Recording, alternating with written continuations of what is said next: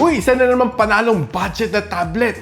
3-in-1. Hindi to kape ha. This is the Infinix na Xpad 20 Pro 3-in-1. Meron siyang tablet, meron siyang keyboard, and meron siyang stylus pen. Lahat yan, sobrang budget-friendly itong tablet na ito. Plus, meron pa siyang 4G. And itong tablet ito was one of my recommended na tablet for 2025. Pag-usapan natin.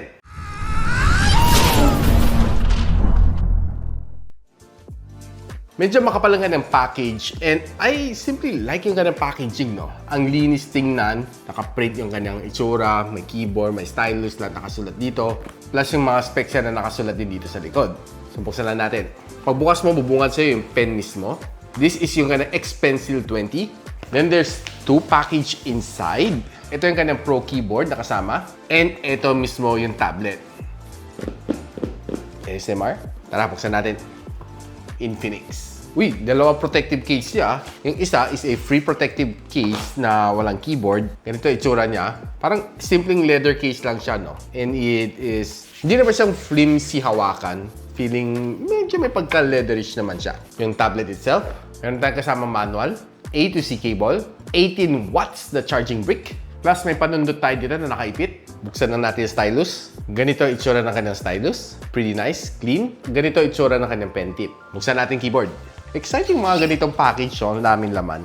Ito yung itsura ng kanyang keyboard. Yan. Yun, no? Andito yung kanyang charging and on and off switch. And andito yung pansabit niya ng pen.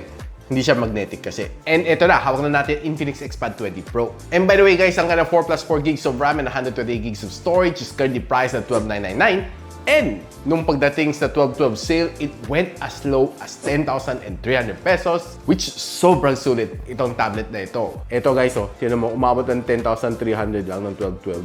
Sana maulit-ulit itong presyong to. Sobrang sulit. Na kung gusto niyo malaman kung saan niyo pwede mabili ito, I'll post the link on the description box below or just simply click yung YouTube shopping link na dyan biglang lilitaw. Ingat lang tayo. Just use yung mga official link na pinapost natin. Mag-ingat lang tayo dahil ang daming scammer ngayon magpapasko. First things first, napansin ko, mukhang iPhone yung kanyang camera setup. Tingnan nyo guys, oh, dalagang dihamang na dalagang mukhang iPhone. Okay naman kanyang likod, matte finish, so hindi siya kapitin ng mga fingerprints. Meron siyang 4-speaker symphony dito sa kanyang tablet and it can give you 360-degree na surround sound. Manipis ang kanyang tablet at around mga 6.58mm. And one thing na nagustuhan ko dito is hindi ganun kakapal ang kanyang bezel. And it is symmetrical on all 4 sides. Na kung ako tatanungin mo dito sa tablet na ito pagdating sa multitasking, wala kang mga problema dito. Though it's a little bit sluggish pag sobrang dami mong apps na binubuksan dahil it only has a 4 gigs of RAM, well, plus 4 na virtual, pero I would highly suggest na buksan mo yung other 4 to give it a little bit boost pagdating sa multitasking. Pag 4 gigs na physical lang, I will tell you guys na medyo mabibitin. Lalo na kung sobrang daming apps ka binubuksan, and talaga mafe-feel mo yung kanyang pagka-sluggish. So advice ko dito, don't open too much apps. Pag hindi mo kailangan, i-close out mo na. Now, itong tablet na ito being powered by the MediaTek Helio G100 Ultimate, I know na kayang-kaya naman namang perform. Wala ka namang may problema dito sa kaya. And in fact, nakakuha na sa 555,000 points dito sa Antutu benchmark, which is, I think, pretty much solid na ang score. Kung gusto mo makita mga ibang benchmark na nakuha natin, eto na. Now, since itong tablet na ito guys is 4G LTE capable, tinry naman natin si Globe, si Smart at si Dito SIM. Wala kang maging problema dito, mabilis naman siya sumagap ng signal. And yung download speed is basically network dependent siya guys. Pagdating sa battery, this one, malaki naman ng battery, 8,000 mAh ng battery. Well, medyo slow nga lang if you're charging it at 18 watts, which is yung pinakasagad na kayang ibigay dito sa'yo. Charging from 0 to 100, more than 2 hours, abutin dito sa tablet na ito dahil 18 watts is, for me, quite slow na for 2025. Pero despite it being slow na mag-charge, slow din maubos ang iyong battery. Dahil this one was able to last me for 2 days na walang kargahan. And in fact, nakakuha ko ng roughly 19 hours and 10 minutes sa screen on time dito sa PC Mark na battery stress test. For me, makunat siya. Now, if you want to check the full specs nitong tablet na ito na, pakita ko sa inyo. Now, having a big screen has its perks. 12-incher ang screen na to, 90 Hz na screen refresh rate, and it can display up to 2K display. Unlike mga ibang tablet, pag ganitong presyo, alam naman natin na hanggang 1080p or just 720p, not this one. Now, the good thing dito sa mga big screen na ganito, pag sinama mo pa siya ng stylus, sobrang okay. Taking down notes, drawing, And whatever you do dito sa tablet ito, I'm pretty sure na mag-enjoy ka together with this one. Sobrang responsive naman siya dahil of course this is made for this one. Wala kang maging problema if try to take notes, trying to sign your documents, okay na okay tong pen na ito. And pati ka ng keyboard, maganda rin gamitin to dahil sobrang tahimik niya mag-type, very responsive. And I tried to type some documents dito using this keyboard, very responsive. Tuwang-tuwa ako sa kanya. Wala kang maging problema sa kanya basically. And the best thing dito is that this comes together with the tablet for free. Now kung nag-browse ka naman sa Chrome, mag-research, if you're trying to check your social media on this tablet, okay naman ang experience ko dito. Wala naman na feel na lags dito as long as maganda naman yung internet connection. Swiping on this tablet is, well, pretty much solid naman siya. And if you're watching your favorite shows dito, like mga basketball games, Korean novela, expect to give you a decent na viewing experience dito on this tablet. Now, since sinabi ni Infinix that this has a 360 degrees na symphony surround sound, check lang natin yung kanyang experience.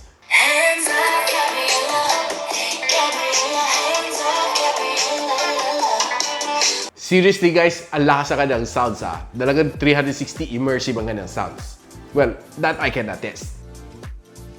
Now, pagdating naman sa gaming, was able to try 2 games dito, Call of Duty Mobile and si Honor of Kings. Both of these games, okay naman nga ng gameplay. Yung nga lang, I would tell you na medyo nasa medium graphical settings ang kaya mo i-set dito sa kanya. Hindi ko na tinry na isagad-sagad pa ang graphical settings dahil alam ko naman na G100 Ultimate hanggang saan na ang kakayanan nito. It can basically give you some good experience sa gaming at mid-level graphics, ML, PUBG, Call of Duty Mobile, Honor of Kings. Okay naman siya. Kaya naman na tumagal. Basically, gaming experience ko dito sa dalawang game na ito. Wala ko na feel the frame drops. And okay naman ka ng touch response. Good ang ka ng sound experience. Dahil, well, very immersive naman ka ng sounds dito. And the best thing dito sa kanya is hindi siya masyadong umiinit. At around mga nasa 38 degrees Celsius na nakuha ko dito on both games. Now, quickly, pag-usapan na natin ang kanyang camera. 8MP ang kanyang rear camera and 5MP ang kanyang front-facing camera. Both can shoot you up to 2K and 30. Check lang natin some samples. Now, basically, pag nasa outdoor ka, expect mo naman na it can give you some basic na not so bad shots, no? Honestly, medyo na-surprise ako sa mga shots na nakuha ko on outdoors. And dahil it was kind of good for a tablet like this at this price point. Dahil surprisingly good, I was able to snap some really good ones. And to my surprise, it was really solid. Now, nung dinala ko naman to on indoor, was also able to get me some nice snaps naman on some subjects na tinatry natin. And pagdating naman sa kanyang selfie camera on outdoors, medyo surprisingly good I wasn't really expecting to be as detailed as this one for a 5MP. Pero I would tell you now, it's quite solid para sa 5MP. Pag dinala mo sa indoor, expect na medyo maging soft siya, pero not so bad pa rin siya. Medyo grainy nga lang. Now, here are some video sample from both front and rear camera. Guys, ito yung quality na makuha mo from the Infinix Xpad 20 Pro, shooting at 2K and 30 FPS. So, honestly, not bad. Pero pag tininaw stream, medyo a little bit grainy. Pero overall, stable siya, to be honest with you. And ito naman ang performance ng kanyang rear camera if you're shooting 2K and 30 FPS. And this is the Infinix Xpad 20 Pro. Honestly, medyo stable siya, pero parang mas stable nga lang front-facing camera. Now guys, with a tablet this good, si Infinix Xpad 20 Pro, it's hard not to recommend. Lalo na itong 12/12 sale, umabot siya as low as 10,300 pesos. Guys, masu-surprise ka talaga, no? It used to be 12,999 with the package na pinakita ko sa inyo. May tablet, may pen, at meron pang keyboard, tapos meron ka pang free case. Sobrang sulit na siya. Tapos 4G capable pa siya, pwede mo palagyan ng data SIM. Talagang, for me, it's one of the better ones na pwede ko recommend for this 2025. So guys, kung naghahabol kayo ng tablet for this year, bago magtapos ng taon, baka magkaroon pa uli ng sale. Don't forget to click the link on the description box below or just simply click yung YouTube shopping link. Sana makakuha pa kayo ng 10,000 pesos na sale dito sa Infinix Xpad 20 Pro 4G. Now, if you like this video, huwag na kalimutan i-recommend sa mga kaibigan ninyo. And of course, in-encourage ko to like, subscribe dito sa aking channel so you don't miss out any videos dito like this one here sa aking channel. Kung paano yan, hanggang dito muna ako. I'll see you when you see me. Peace out. And so, ako para si Richmond and you're watching Gadget Sidekick. What's up? Like and subscribe to my channel. Don't forget to hit that notification bell. For one of my latest uploads, click the dito. And for one of my popular uploads, click here.